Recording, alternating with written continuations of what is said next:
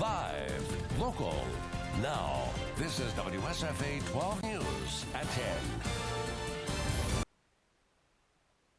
Here's the latest on a story many of you are talking about. We now know that deadly crash of a Germanwings plane in France was deliberate. Authorities say the co-pilot, Andreas Lubitz, locked himself into the cockpit and set the controls so that the jetliner would slam into the French Alps. Audio tapes reveal that Lubitz breathed calmly, even as panic broke out in the cockpit as the mountain closed in. 150 people died. The question many people are asking tonight in the U.S., could that scenario happen here? European flight rules allow pilots to be by themselves in the cockpit, but there is no such rule in the U.S. Reporter Steve Handelsman explains, new at 10. Experts say this kind of a tragedy is less likely on airliners flying in America. U.S. rules require a no-alone zone in the cockpit. Landmark.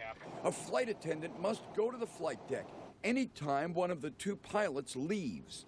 There is no good reason why a commercial jet pilot responsible for hundreds of souls is allowed to remain alone in the cockpit.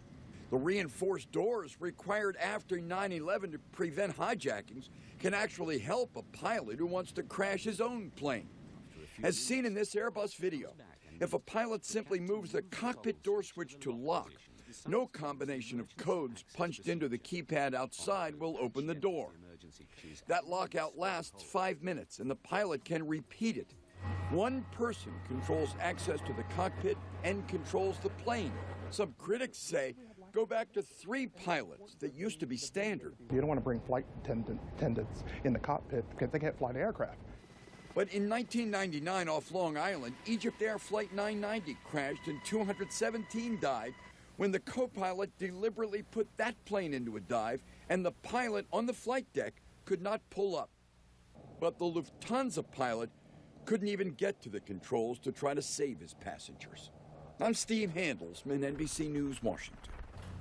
Germanwings Airlines is a subsidiary of Lufthansa. Today, by the way, because of this accident, Air Canada and EasyJet announced that they are switching to that no-alone zone U.S. standard, requiring 2 crew in the cockpit at all times. Live, local. Now, this is WSFA 12 News at 10.